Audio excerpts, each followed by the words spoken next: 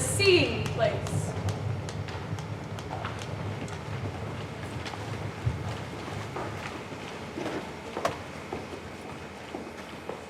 You see, tonight you see a city. Hiroshima. Sarajevo. Beirut. Berlin. Johannesburg. Detroit. Jerusalem. Moscow. San Salvador. Los Angeles. Selma. Saigon.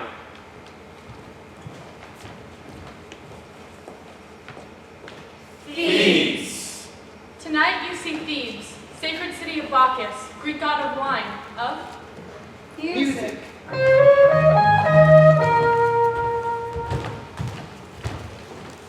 Passion.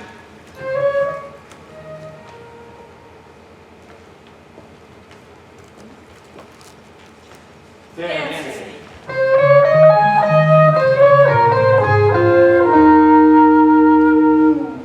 Disorder.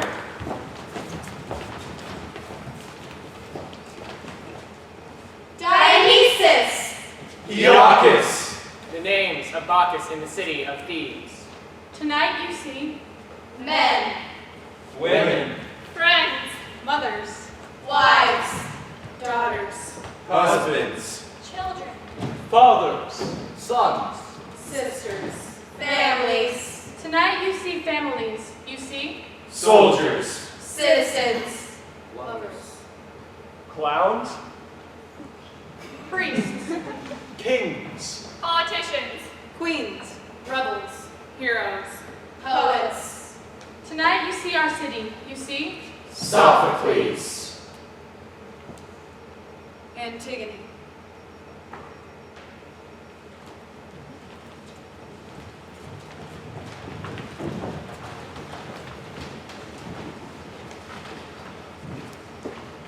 Thebes. Just before the break of dawn, the end of war.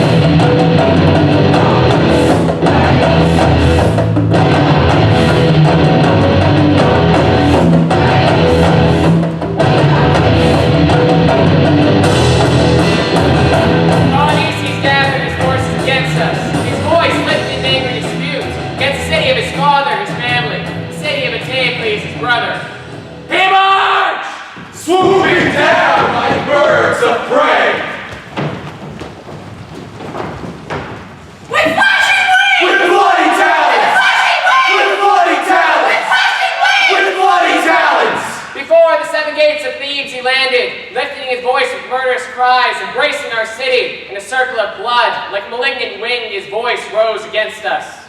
With shouts of victory, he stormed out of walls! Thieves!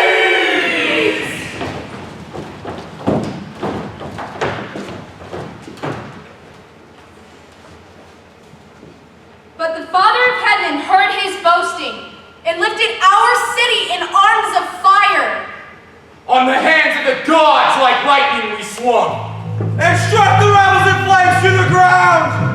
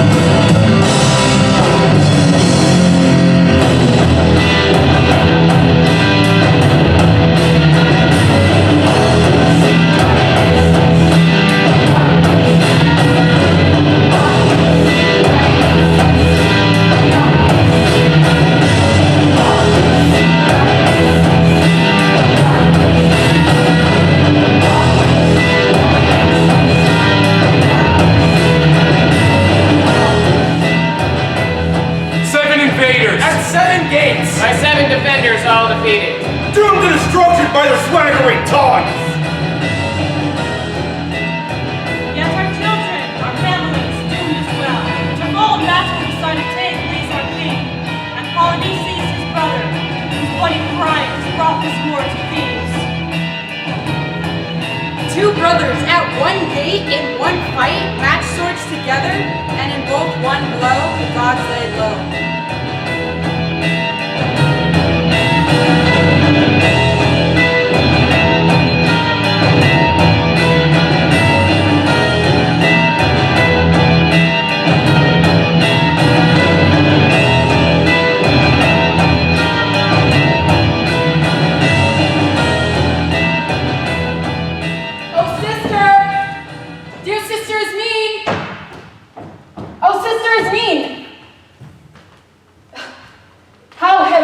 God is upon us. How we suffer for our father Oedipus. There is no shame, no sorrow, no dishonor we have not shared, you and I. And now there's more. What is it, Antigone? Are you mad? Why do you pull me from the palace before dawn? The battle is ended. Our brothers both fallen, and Creon is named king. He comes now to proclaim his orders to the city. How can you sleep? Have you heard nothing? I've heard nothing of those we love. My tears drove me to sleep. The Argive army I know is withdrawn, and Antigone and Polyneices, our brothers, both dead. What more could I know? That's why I pulled you from your bed, to tell you my news where we can speak alone. What news, Antigone? What news could be more black than the death of our brothers, or better than the end of war? Oh, it's me. Our dear is treated like an animal. Our brother! Antigone is safe. He is to be buried as a hero of the state, with all the observance due the noble dead. While Polyneices, just as unhappily fallen, still lies in danger and shame. A feast of flesh for the carrion birds and ravaging beasts of the field. He is not to be buried, not to be mourned.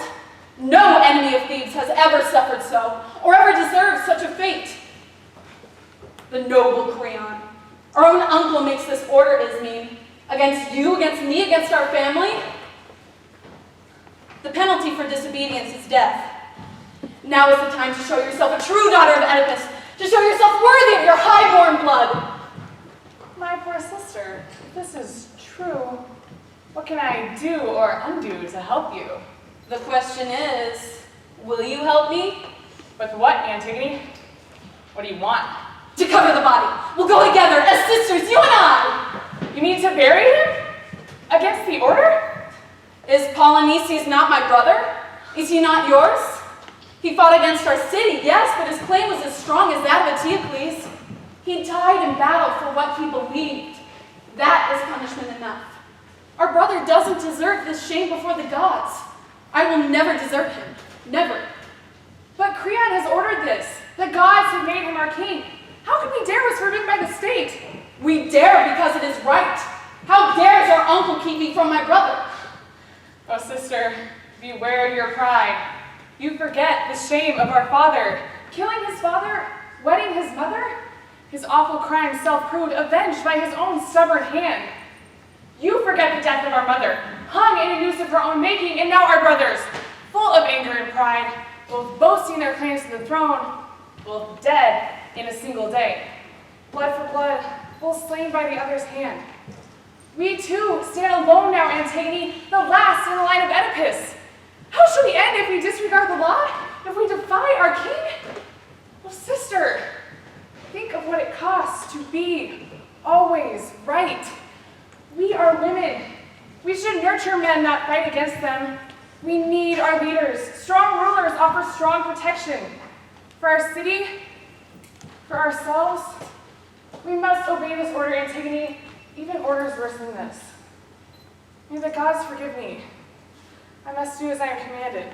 To do more is madness. Go your own way then, a helpless woman waiting to be led by men. I will bury the body of my brother. I will not ask for your help again, nor would I thank you if you gave it. The gods I know will protect me, but if I should die, what happiness, convicted of loyalty and reverence. I am content to lie beside my brother rather than to stand here with you. We have little time to please the living, but all eternity to love the dead. Live, Ismene, if you will, live, and defy the holiest laws of heaven. I do not defy the laws of heaven, I obey the laws of the state. I have no choice. There is always a choice. Is it wrong to choose to live? I know I am weak, Antigone. Oh, a handful of earth is not heavy. No. Then let weakness be your excuse. I will bury the body of my brother. I fear for you, Antigone. I fear that... Fear for yourself. You need not fear for me. At least be secret. Go quietly. I'll not betray you. You betray me already. Do you think I care if the world knows I love my brother? Proclaim it to the city, to all the world, or I shall hate you even more. How can you be my sister? My heart is frozen at the thought of this, while your friends blind me with madness. Is it madness to know where true duty lies? I know my duty. What good is your duty if you can't succeed? The whole city is watching, Antigone. You are doomed to fail. When I have tried and failed, I shall have failed. But why start such a hopeless task? Enough! You are not my sister! I have no sister! Leave me alone to my madness! Antigone, wait. No! Your words won't bury my brother. I will kneel and put my hands in the earth. There is no punishment that can make me fear that honor. I am proud of my love. Go then! Go! To your death if you can't listen to reason! But remember the living who love you, and will love you still.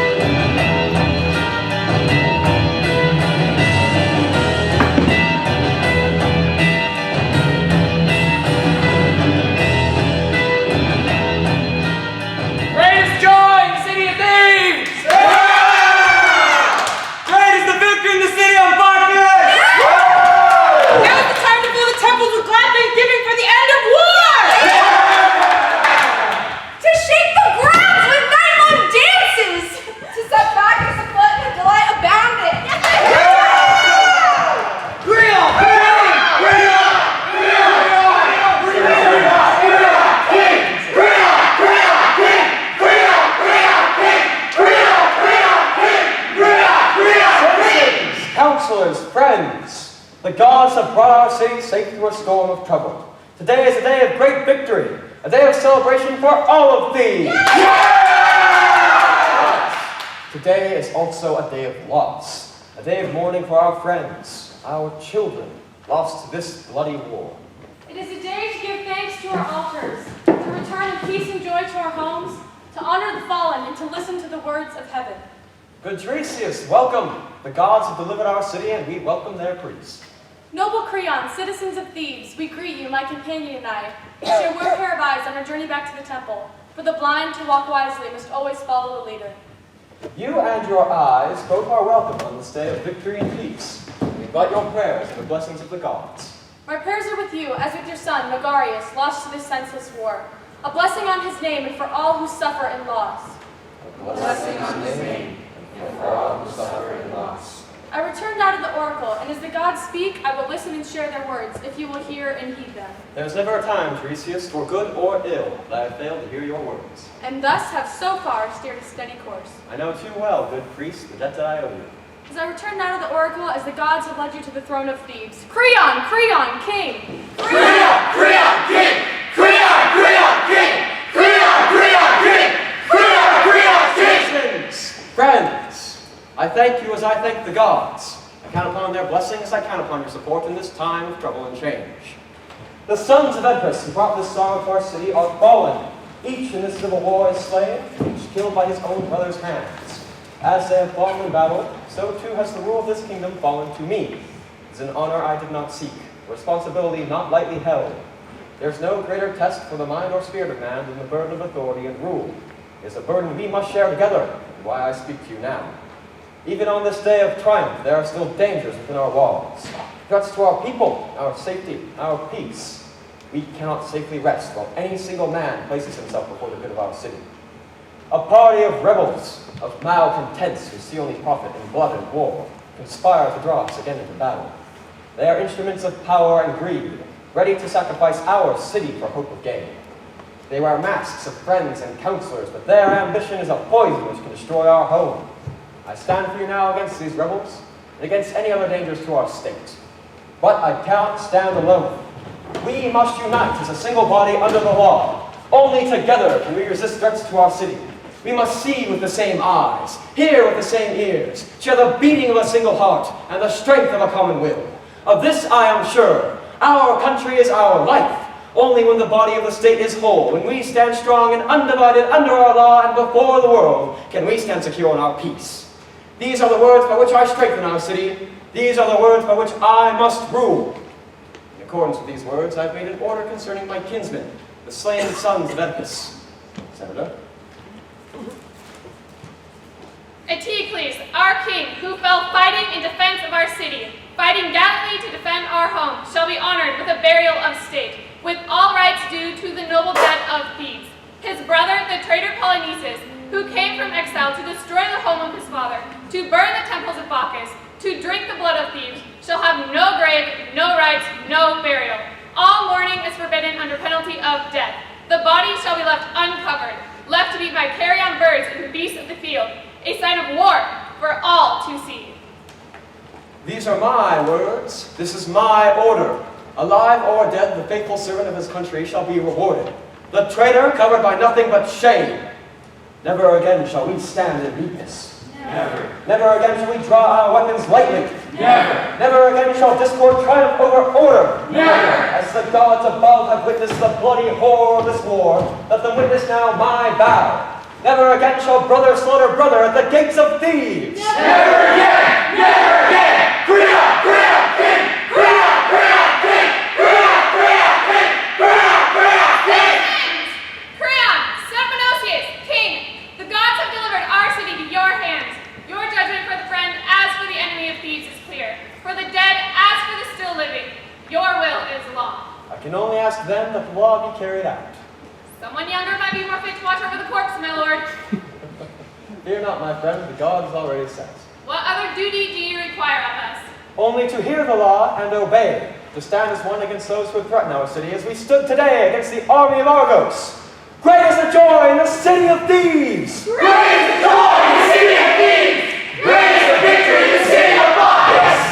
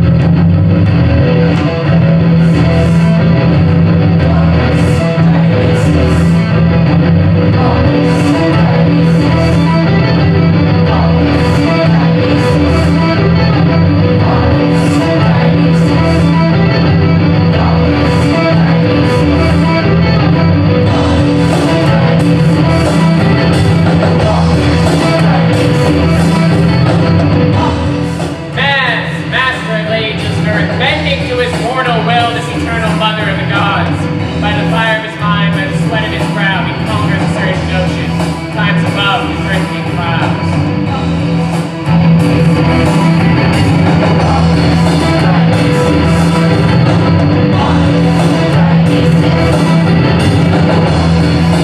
Man, Lord of all things living, beasts of the fields, birds of the air, earth, fire, water, he is harnessed, caught in his hands, and taught to bear.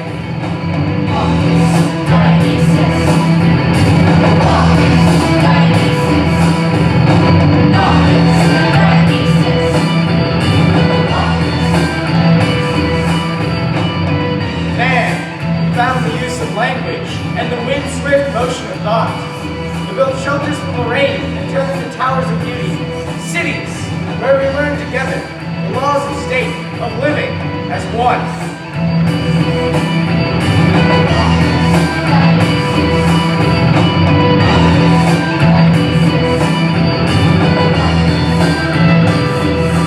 Man whose power knows no limit.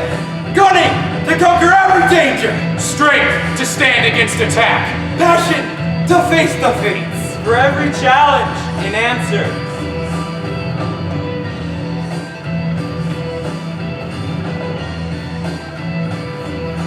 For every ill, save death, a remedy. Such is the power of man. Such is the modesty of man, who drives both to good and evil ways. Great power in these mortal hands to uphold the laws of the states and heaven. The mind's opposing pride, threaten all beauty, without and within.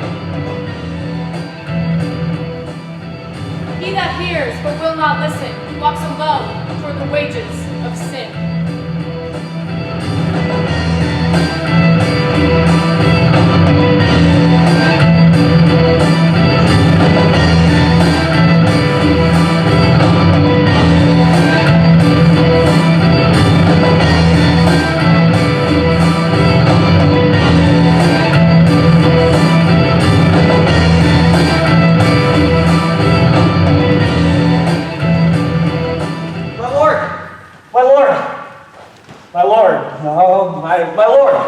My lord, I'm out of breath, but not from running. I haven't been running. Well, I have been running, but I've been stopping too. You've heard the old saying, hurry up and wait. Well, that's me. Years of army training. First you hurry up and then you wait. It's all the way here. I thought, hurry, you fool. If the king hears your story from someone else, you're as good as dead. But then I thought, wait, why rush to bring bad news? You know what they say about killing the messenger. So there I stood, caught between silly and shrewdness. But at last, duty went out over fear, and here I am as fast as my unwilling feet could take me. Old habits die hard, I guess. Old soldiers, too. I hope. I'm rambling, aren't I? I do that when I'm nervous, and I'm nervous now, so I'm probably rambling, but the point is this. I'm here to tell my story, and whatever I suffer for, it's in the hands of the gods. Good heavens, man, what is the matter? Begging your pardon, ma'am, but the matter's for the ears of the king. I listen for the king. Tell me your news. I don't want to tell it at all, ma'am, but if the story's told, it has to be to the king. It must be a strange tale to breathe such a nervous beginning. Strange is a good word. Miraculous is better. Sentry, what news? Frightening is best. Speak, soldier. Sergeant Lillock, sir, making report. Out with it then. Right, sir. It's this, sir. The corpse. Someone's gone and buried it, or rather buried it and gone. What? Right, sir. Scattered over the body, like a kind of burial of sorts. Who dared to do this? Well, that's the mystery, sir. We can make nothing of it. There was no sign of pick, no scratchy shovel. Whoever did it left no clues behind, nothing. The ground was hard and dry, and no trace of wheels. It happened like magic, sir. A miracle. Miracle. When the first watch showed us, we stood there amazed, speechless if you can imagine, but there it was, the body, covered from sight. Not a real grave, of course, just this layer of earth like from the hand of some pious passerby, or maybe kicked up by some well-meaning dog, but there were no signs of animal or man, which made us all touch grumpy. We set in on the first watch accusing them, and they pointed right back at us. Pretty soon everyone was accusing and everyone was denying till we about came to blows. Every man of us was ready to walk through fire and swear to the heavens we hadn't done it, nor knew of anyone who would have done it, nor knew of anyone who would have known of anyone who would have done it. Then, one man said something that made our blood run cold. What he said was this: someone must tell the king. There was no questions there, so it was agreed and we drew lots for it, and as you can see, I lost. So, there's the report, delivered as much against my will as yours, I'm sure. I'm just hoping you can see the difference between the message and messenger. My lord, I fear the hands of the gods are in this. Perhaps it is a sign you not see the hands of our enemies before those of our gods? The rebels conspire in this action to upset our newly righted state. But what to see no rebels? What mortal would dare? You saw no one at the body. Not a soul, sir, nor any sign of one. The gods have willed. Enough! You speak like a superstitious old fool. Could the gods give a thought to this carrion flesh? They hold Polynices in high esteem, see him buried like a martyr, this man who came to burn their temples, to plunder their shrines, their lands, their laws? No. Blasphemy to think this man the gods could love. But who would risk death to defy your law? Powers who profit from a city at war. Traitors within our walls bribe their servants to do these things. They would overturn our law and push us back into battle. We cannot bend to their greed. Money is the greatest curse of man. Money can buy the weak of will, and lead even well-meaning souls into betrayal and shame. Sentry! Are you true to the state? Can your loyalty be bought? Yes, sir. I mean, no, sir. I mean, the first one, sir, you can count me true. No questions there, sir. True blue as they say, sir. Side with me, this burial. Bring him into my sight today. This is my test of trust in you, as the gods above are my witnesses. If I find you unfaithful or false, no mere death will pay your reckoning. My lord, I am no rebel. All those who stand against our state will learn not to look for unlawful gain, and it will be a painful lesson.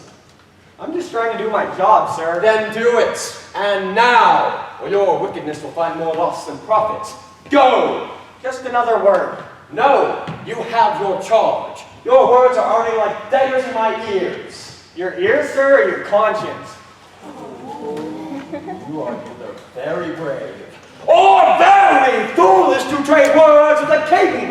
What do soldiers know of conscience? Only that my own is clear, sir. I may offend your ears, but if you's guilty, offend your law. I am an innocent man, and I deserve to be treated so. You should drop your sword and study the law. You were born to argue. Maybe so, sir. One of the last true pleasures left in the democracy, that and the innocent until proven guilty thing.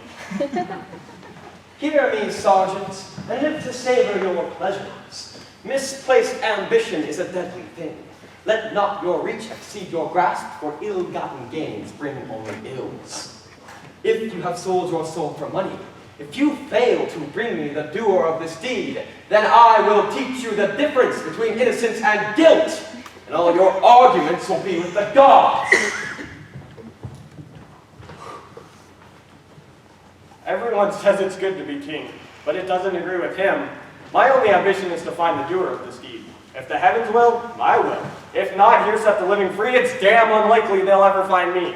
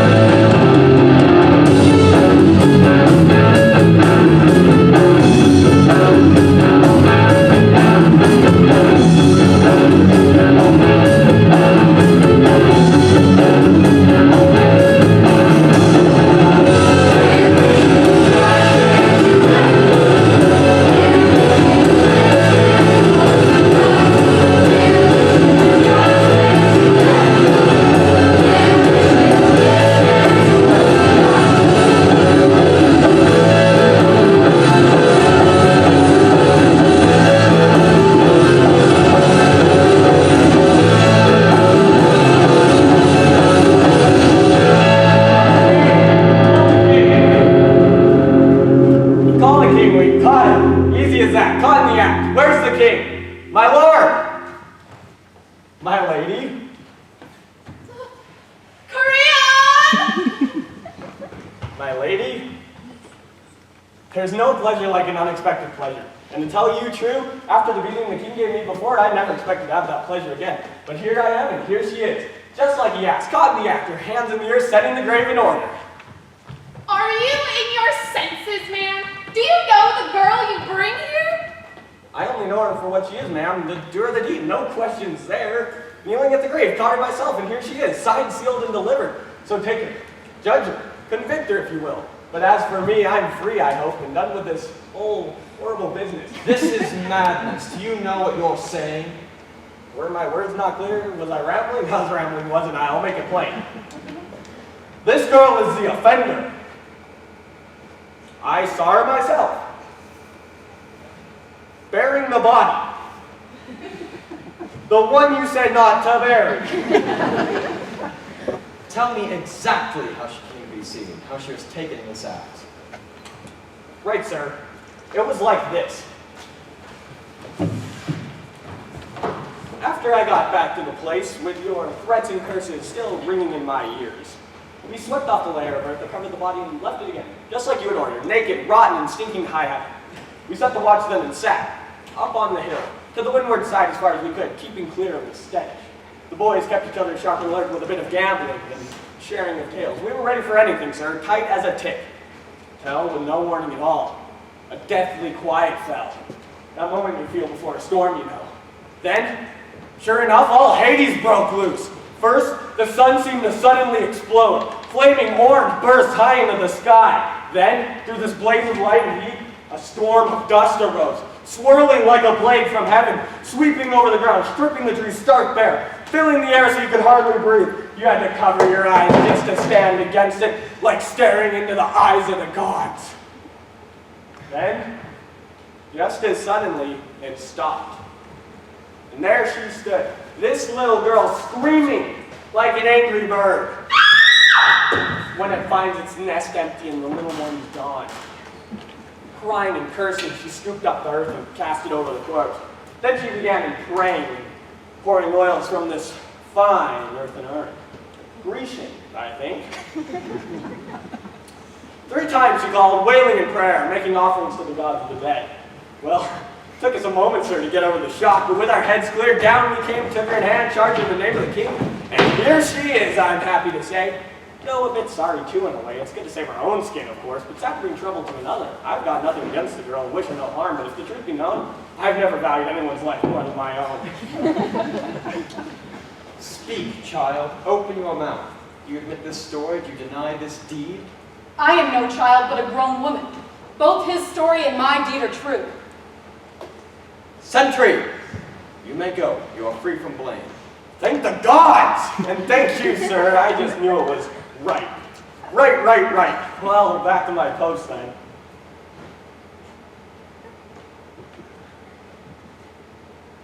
Well, best of luck, little lady. Now tell me, grown woman, in as few words as you can, did you know of the order forbidding this act? The order was plain enough. The word of the king is law. Yet you think yourself above the law. No one is above the law, but some laws are made higher than others. Do you believe your orders to be strong enough to overrule the unwritten laws of heaven? The gods have delivered our city from the bloody hands of your brother, Antigone. They require no honor for such a traitor. They require my family to mourn their dead. The laws of man may change moment by moment, but the laws of the gods remain the same, yesterday, today, and tomorrow. I have honored the laws of heaven above the laws of man. I have buried my brother. As I stand guilty before you, I stand innocent before the gods. Your act in itself may seem righteous, child, but you cannot turn the law into your own hands. Would you place the desires of one of the protection of our city? How does burying my brother bring danger to our homes? Our city will fall without respect for order. Even an act committed in honor cannot stand above authority and rule. You are the daughter of a king, a lawmaker. No one should hold our laws more sacred or be more truly bound by their rule. Judge me then, if you will. Enforce your order and let me die. I will trust myself to the judgment of heaven. She is her father's daughter. She shares the spirit of Oedipus. The pride of Oedipus. Stubborn, foolish pride, Antigone. I have no time to play this game. There is no game, Uncle. Oh, but there is, child. You play the rebel, burning with passion, and you would have me play the tyrant. You would have me kill you to prove a point, when I would do nothing more than to save your life and name. I can't make you a tyrant, Uncle. You've chosen to be king as I have chosen to bury my brother. We must do our duty. My duty is to protect this city, to protect these people, to protect you, even from yourself.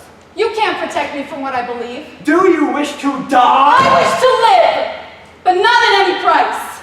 Your punishment I can easily bear. Leaving my mother's son to rot in a field, lying alone, uncovered, unblessed. This is the pain beyond bearing. The death you threaten comes to me as it must for every mortal. If sooner rather than later, I will thank you then for letting me join my family. To live each day without them as I do makes me glad to die. These proud thoughts do not sit well on the shoulders of children. With whom do you conspire? Who pushed you to commit this crime? I have acted alone. I conspire with the gods. Repent this foolish deed, child, and grow to your full flower. Or stand as a woman and face the judgment of the state. People of Thebes! My sister's child, this daughter of Oedipus, with whom I share my home, has broken the law of our city. She stands before you now, not in shame, but proudly boasting of her deed. In this act, she names herself our enemy, when she could easily have been our friend. Before the gods and the city, I have vowed to protect you from our enemies, to enforce the order of law. The good of the many must stand before the willful desires of the one, even if that one were my own child. The full punishment of Thebes must fall to Antigone and to her partners in this action. Stand forward and speak if you know more of this crime. Stand forward! Call forth her sister. Bring Ismene here. She fills my house with weeping and wailing, I thought in mourning for her brothers. The thoughts of criminals often betray themselves after the deed is done. If your sister knows of this act, she stands as guilty as you. Will you do more than kill me? Since death is your wish, no, I can do nothing more. Then why delay? Nothing I say can weigh with you, as nothing you say can reach my ear. I have buried my brother. It was an honorable act, as anyone here would tell you were their lips not locked with fear. None of these people think as you. Yes, Uncle, they do, but they dare not tell you so. Only kings and rebels truly speak their minds. Your people hold their tongues because they are afraid. My only fear is that your willful passion will claim your life, child. No, Uncle, no. I think I frighten you. I frighten you because I can say no. It's easy to lead when all will blindly follow, but hard when somebody stands up to say no. No is a word for children, Antigone. It is easy to play the rebel. It is even easy to die. Death is escape. What is hard is to live, to work, to stare into days of sorrow and loss, to accept responsibility and still to go on. It costs much more to live than to die. These people are not afraid. They are wise in the ways of the law, live a world filled with uneasy choices. They hear the practical voice of reason, while you cover your ears and scream. You stand alone in your childish pride, unrepentant and unashamed. There is no shame in honoring my brother. Was not his enemy who died with him your brother? Yes, both were my brothers, the sons of Oedipus. In honoring one, do you not insult the other? He that is dead will not accuse me so. He will, Antigone. He will spring from the underworld if you honor him no more than a traitor. It was not a traitor, but his brother that died. Attacking his country, his home, while the other defended. Still, we have a duty to the dead. What of your duty to the living? Are we now to give equal honor to good and evil? In the land of the dead, perhaps that is the law. An enemy can't be a friend, even when dead. Must an enemy dead forever remain an enemy? Ready to rise in spirit and turn our fears into war? Is the land of the gods divided like ours, with bloody lines between friend and foe? I have no answers for your riddles. I only know I followed my heart. My way is to share my love, not to share my hate. Go then, if you will hear no reason. Share your love among the dead where it can bear no fruit. The gods save our city from the logic of women. Is me, my lord, still full of tears? I can learn nothing Stand up, girl, and speak. Admit a share in your sister's plot. Do you deny a part in this burial? I'm to blame as much as she is. I did it, yes. No! That is not just. You turned away when I asked your help. But I am here now. I am not ashamed to stand beside you. Whose was the deed? Death and the gods are both witnesses. I can love no friend whose love is only words. You shall not die with me. You can't claim that which you would not touch. One death is enough. But how can I live if all my family must die? Ask our uncle. He would make the state your family. Do you find joy in taunting me? No, sister. No. Though I always have before. Now my every jest is a bitter pain. Oh, Antigone, tell me, what can I do? How can I help? You are my sister. If you must die, let me die with you. That was my choice. You must make your own. But why is it wrong to want to live? It isn't. Not if there's something worth living for. Your way seems right to some, to others mine. You chose life as mean, so live. Your heart will hurt longer than mine. It was right for me to help the dead, but your fate is still with the living. Both the creatures are mad, I think. One lately crazed, the other from her birth. Even the strongest minds break under misfortune's blow. Oh, uncle, have pity. I don't want your pity. I've done nothing wrong. Your pride will destroy you, Antigone. Repent this foolish deed and live. It is your law that is foolish. I cannot live under a rule that is unjust. And I cannot live without my sister. You have no sister. Count her dead already. You could take her life so quickly. Your own son's bride? Haman. Yes, Haman. No truer match was ever made than theirs. My son shall find other fields to plow. Oh, Haman, my cousin! Can your father hate you so? What father would wed his son to so vile a creature? A stinging serpent who waits in his own house to betray him. You could take her from your own son's arms. Not I, but the law and death shall take her. She will have it no other way. Take them and keep them locked within the proper place for traitors and women.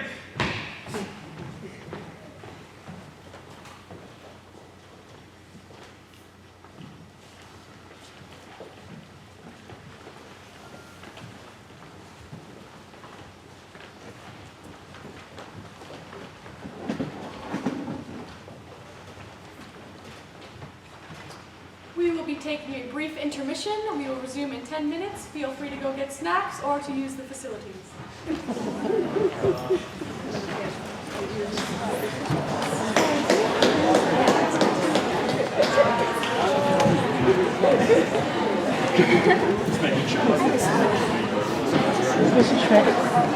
Mr. Schmidt, do I pause it or? Yeah, just don't forget to turn it back on.